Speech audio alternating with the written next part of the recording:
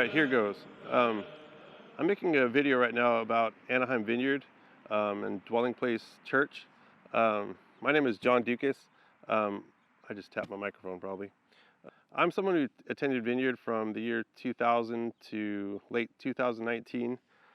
I was never on staff or anything like that, but I always tried to be a volunteer, to be a friend to the pastoral staff, to any other layperson.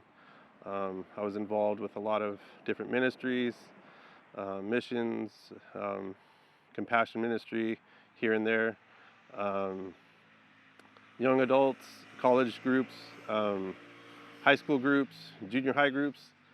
I went through the ranks, I guess. I started going to church there in the year 2000, like I said. Lance Pitluck was the head pastor, senior pastor for most of the time I was there. And I was a new Christian when I was in 2000. So basically my church roots officially are with Vineyard Anaheim. I also grew up going to Greek Orthodox Church. Anyway, I recently just saw a video from a guy named DeBolt. I've never heard of him until these videos, the two videos that he's just put out. A drummer or former drummer for Jeremy Riddle. And him telling his story, it spurred a little bit in me to want to talk about, the switch from Anaheim Vineyard to Dwelling Place. I was there when Alan and Kathryn Scott, they came and became the senior pastors, and I guess more so Alan, but I was interning at the time. I was part of the children's ministry, just helping make graphics and visual stuff. But I'm a photographer by trade, but that's neither here nor there. So I was there when Alan came in. I had previously seen Alan in person. He'd come a couple times with his wife Kathryn, who, I knew her from her music, and I loved her music. But he had spoken one Sunday from the pulpit. This is probably like 10, 12 years ago. I don't know exactly when, but it was a while back. And he talked about doing street ministry in Ireland. And the way he spoke of his ministries, it sounded pretty exciting, because I love to do outreach. It's always a little nerve-wracking, but I love to do outreach and, share Jesus with people. And during that time, he sat, I remember after, there was another Sunday he visited, he actually sat next to me. We got to have communion together, and he seemed like a cool guy, whatever. In 2017 or 2018, I forget the exact timeline, Lance Pitluck, who was the senior pastor, he announced that he was going to be stepping down or retiring, and that there was a search for a new senior pastor. And I heard Alan and Kathryn, their names had been put in the hat, and I was actually kind of excited for them to possibly be coming, based on just my limited experience hearing Alan preach a couple times. I felt bad for a couple of the other pastors who were applying for the job, because they're good guys too. It wasn't like everybody else is a bunch of jerks or whatever. So when Alan and Kathryn came, I remember distinctly being in Lance Pitluck's office, which became Alan's office. I was helping him pack boxes, and Lance was somebody I always just kind of looked up to. He was mature. He was always very personable. He was the kind of pastor you could go out to lunch with, that kind of thing. And it just struck me like that's a good pastor, someone who cares about people. And what I learned to look for in a pastor was a lot through Lance. He taught often, to look for leadership amongst the servants. I hung out with a lot of servants, that served in different ministries that, never got the praise or the awards or anything like that. But they were the people that kind of ran the church, behind the scenes. And Pastor Lance had taught me like to notice those types of people and to look for character over gifting, and that's always something that stuck with me. So fast forward to 2018 roughly, or 19, I forget. It's all kind of a blur, that period.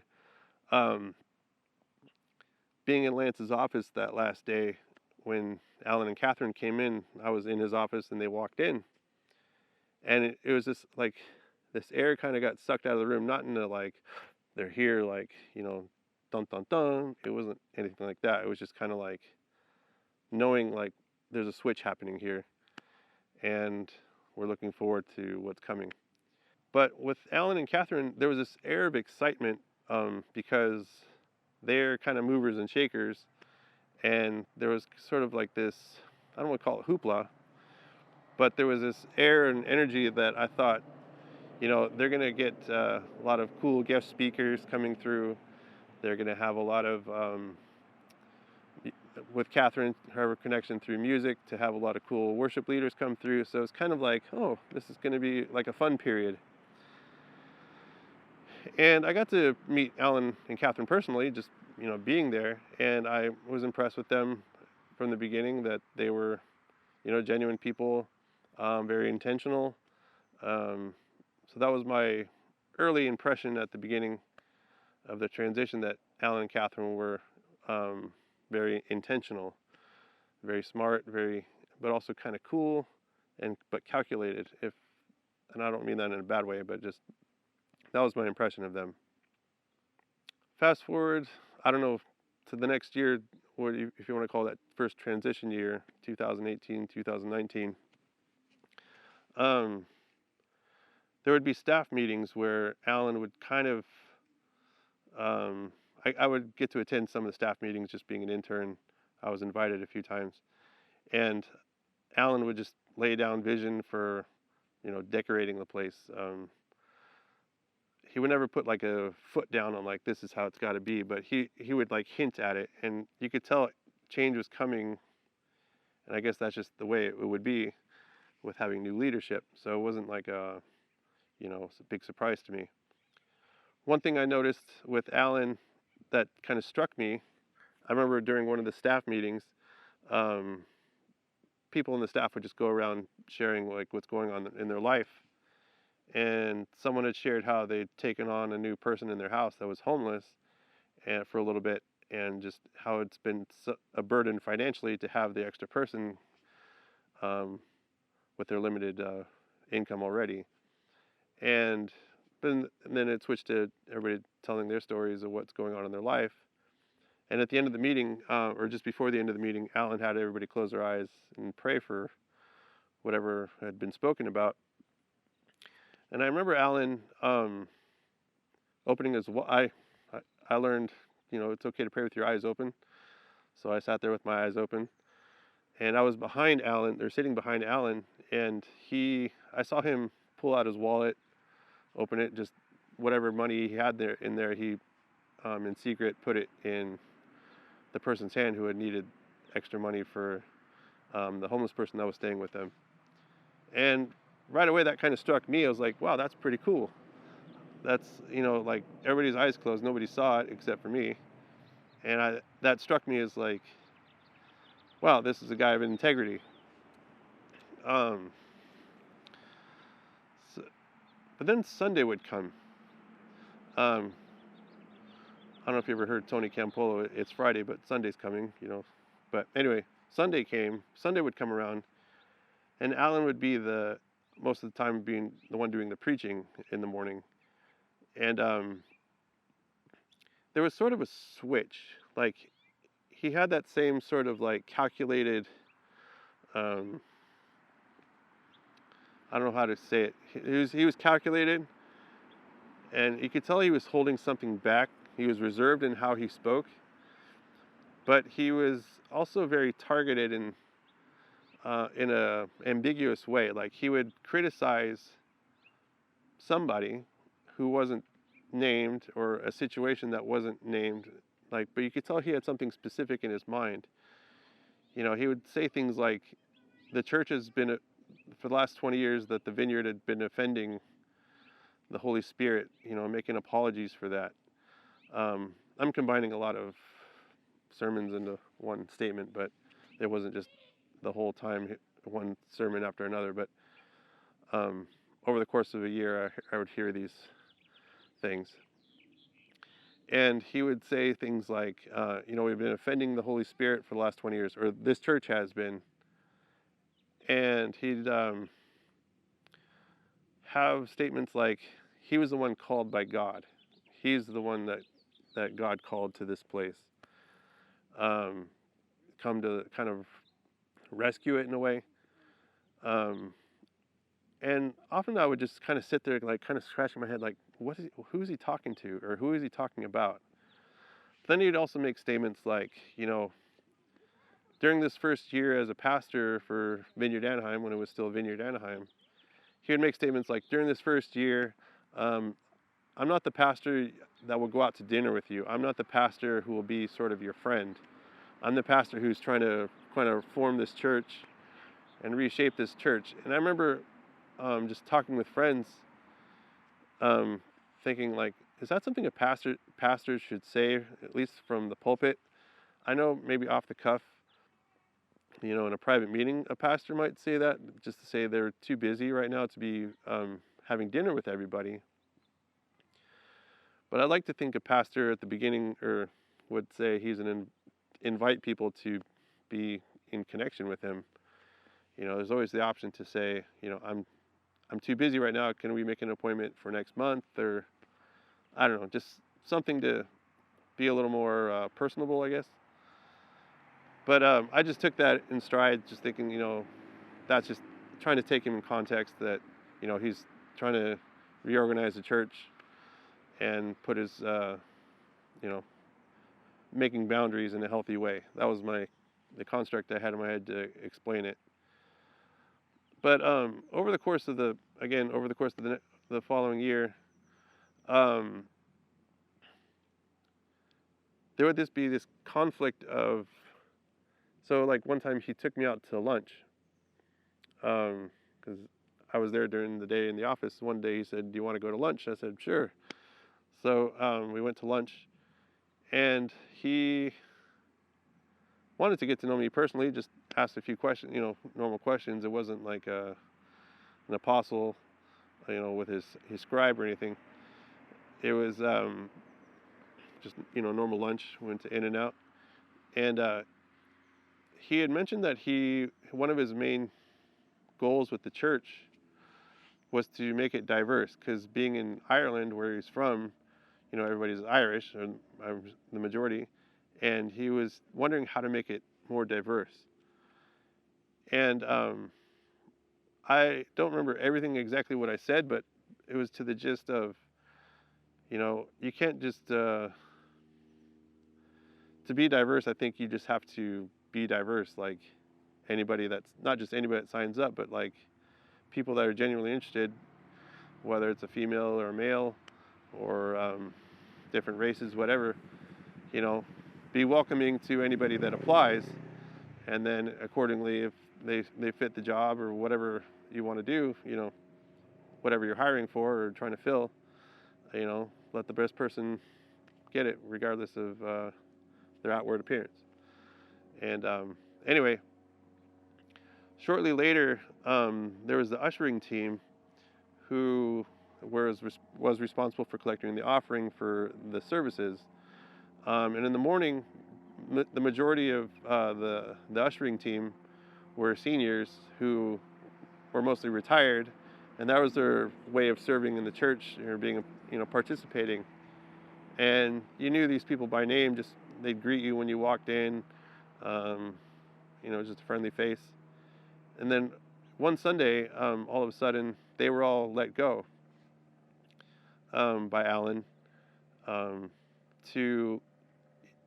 He had said that he'd wanted to have the whole ushering team be Asian females, to show diversity. And all these people that had been serving for many years, that I'd known them, or had been there, by that point, at least some of them been 20 years, the whole time I'd been there, they were very hurt. And it struck me that that kind of changed like how severe it was. And there was an outrage then. Alan, I heard, through some of the stuff I had heard through others that were the ones that got let go.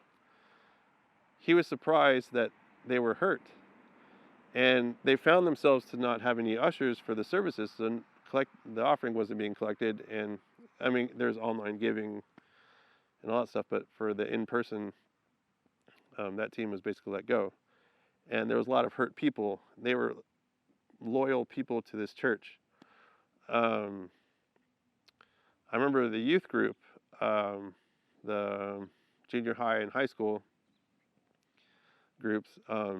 Again, I had served in it from junior high with one group of boys, junior high. They were just started junior high through their high school. I worked with them. I was in a small group with them, and so that was a ministry very dear to my heart.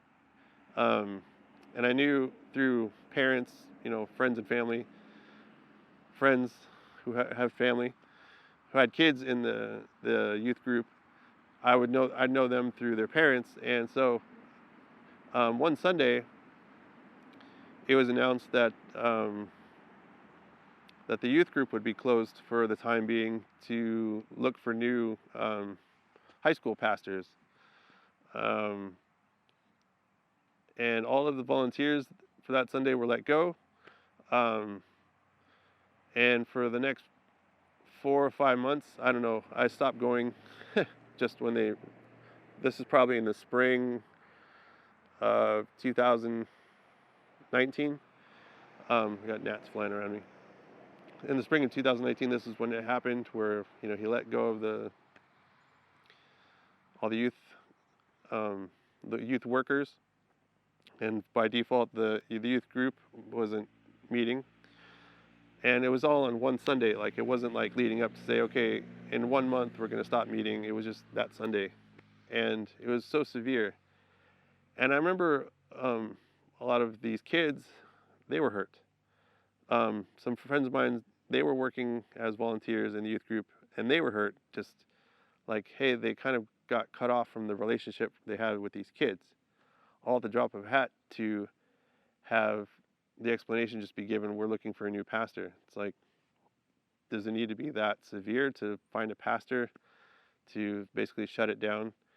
And we're not just talking about a couple kids. It was probably like 50 or 60 kids, and that was their connection to the church.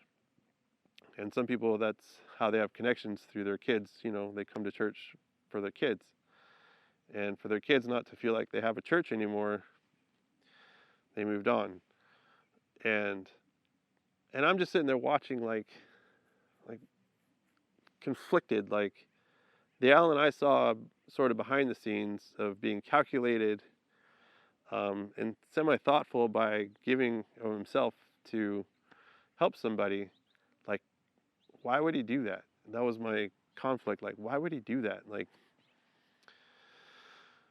and then many friends of mine who had served on the worship team for years under different leaders, musicians, they were also cut, automatically to have Kathryn do sort of tryouts to be her new band.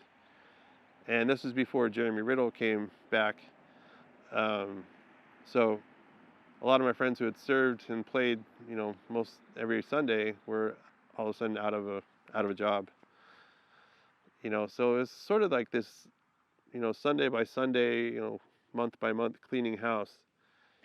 And I know people do that with businesses. When you get a merger or new bosses, you get new executives and fill it, empty out the old and bring in the new to build up the system you want. And again, I was just sitting there conflicted. Like, is this right?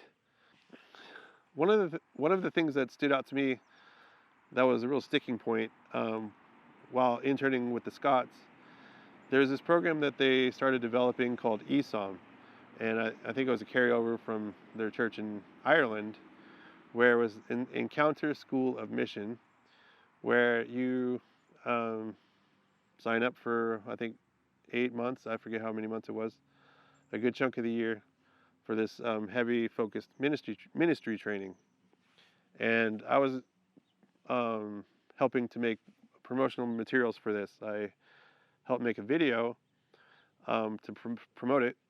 And as I was reading just like the snippet, the headline of what ESOM was, I was actually kind of curious to attend myself. So I just started asking questions to different pastors and the people I was working with, asking like, so what's the curriculum? What's going on? What is this? And I wouldn't really get any answers, and it was just driving me nuts. And finally, over a few weeks, I started getting answers. Is something called learning to pray, learning your identity in Christ, street evangelism, and teachings from guest speakers and guest teachers. And the price for the program was $1,100. When I saw the price tag, I was like, what? The program itself were, as I saw the curriculum, they were things that I had seen and gone through myself over the years with many others in the church, that would devote 2 Sundays a month, or 2 Sundays out of the year, or a couple months out of the year, to have these classes of learning how to pray for others, to be trained to be part of the ministry team, to be taught the Bible. We had a pastor teaching us the Bible on weekday nights, and these classes were often free, or maybe there was a couple bucks to pay for the materials, the paper and the air conditioning, but there wasn't $1,100. And then, so when I started asking, like, so what is this money going to? Well, it goes to the teachers. And so who are the teachers? They weren't named. Years later, a couple years later, I'd seen more details. The teachers were Jeremy Riddle, Alan Scott. Some of the required reading were their books, which your $1,100 didn't pay for. That was on top of, you had to pay for those additionally on top of paying for the course. And I just thought, what is this? Like, when did you have to pay to learn to be a Christian? I get it, there's a cost your whole life, but it just seemed kind of odd. And when I would ask, why is this money? Why so much money? And it was explained to me that if people paid, they would value the program more. So I started wondering, would you as leadership value it more because people are paying? What's the difference here? Why all these years is it free, or a couple bucks just to pay for materials, or to buy a book, $30, $20, how much is a book? When Jesus says, freely you've received, freely give. What is that? That was just something I can never reconcile. So then towards the fall of 2019, that's when that conflict was like raging in me. Like, this is my church, and yet it's not my church anymore. It started to feel like not my church anymore. And I don't mean just like new decorations and many new people. It was just sort of the culture. There was a culture shift. I was holding on to that Jesus was there. We'd have guest speakers like Brendan Manning, who taught on, tenderness and openness in prayer. We'd have people come do conferences on the Father's love. We had conferences to help people with sexual issues of all kinds. And there was absolutely no judgment, anything. It was like, that was the culture.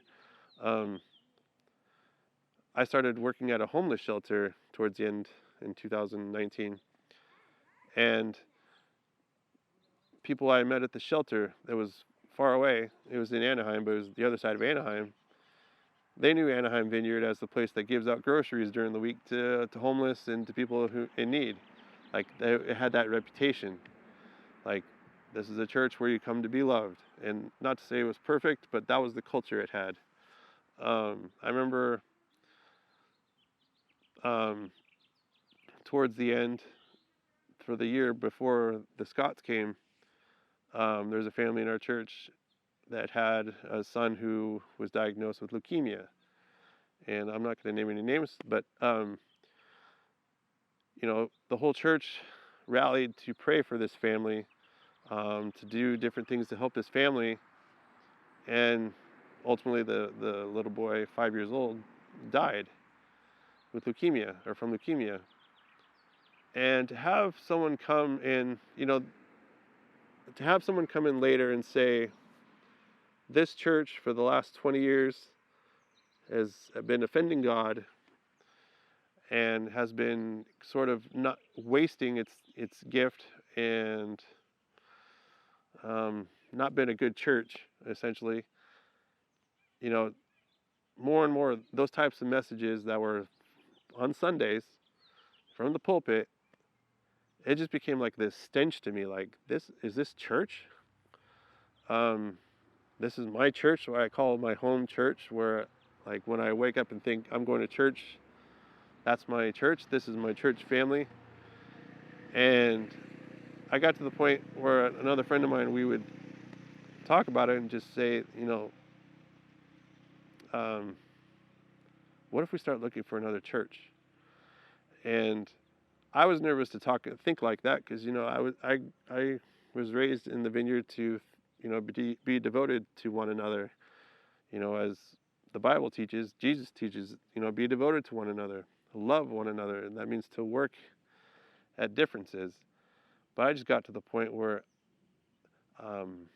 I couldn't handle it anymore. And finally, one Sunday night, one of the last Sunday nights I was there, if not, I think it was the last Sunday, Alan gave this like nebulous message about, he was talking to somebody, but he would never say where this message was coming from or what inspired it. And he just started laying heavy about, he's the one that God called to Vineyard Anaheim to serve it, or to be in charge, essentially, to be the pastor. He was the one called by God. And if you can't handle the way he's doing things, the door's over there. I got up and I left. I walked out so angry and so like, is this what we've become? Like, how cheap has the church become because of something like this? Like, to turn a place where it's known for come and be loved to, if you don't like how I'm pastoring, if you can't handle whatever he's talking about, the door is over there. And anyway, after that night where Alan had said, basically, if you can't handle the way he talks, there's the door. So I left. And it broke my heart, because this was my church. I invested my life into this church through many, many things. And it was a church that ministered to me, and I saw minister to a lot of people that I care about, strangers that I only seen once. And it broke my heart. And then, in the way some staff had been let go, I also broke my heart just hearing them tell their stories. And over the last 3 years, I've been removed from Vineyard.